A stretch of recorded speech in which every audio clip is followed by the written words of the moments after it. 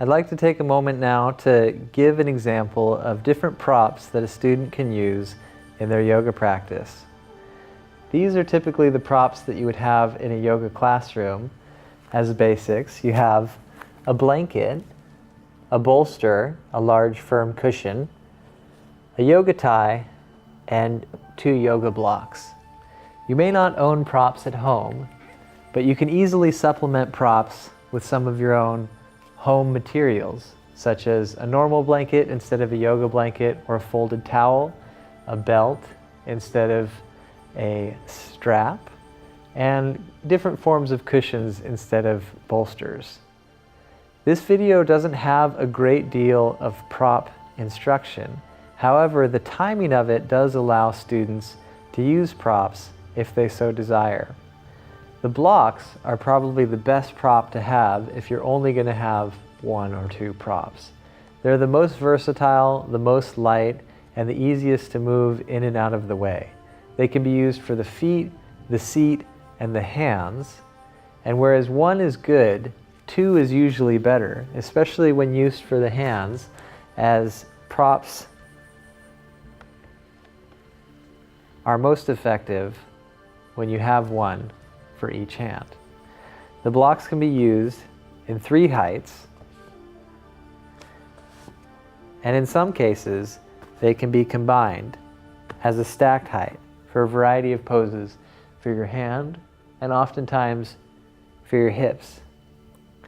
They can be used to make postures easier, and they can be used also to make movements and postures more challenging and advanced postures more possible. So don't think of props as a form of crutch to hold you back.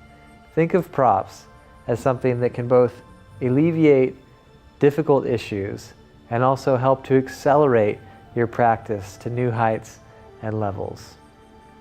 Use the props as you see fit throughout this video, and know that there's minimal instruction provided on props. However, the pacing is very conducive for you to feel free to bring a prop in and out of place.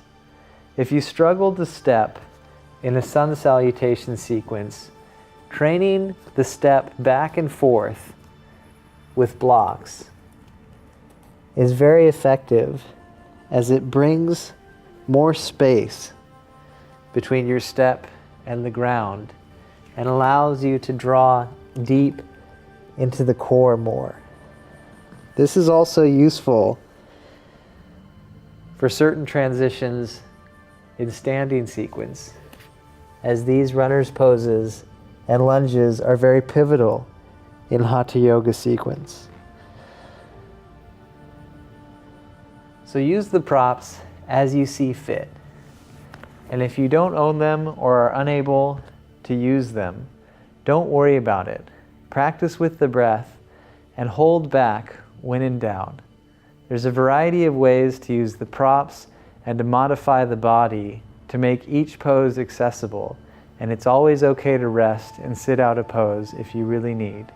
Focus on the breath, the flow of the mind, and the sensations in the body, and practice in a way that will help you enjoy your practice every day. Namaste.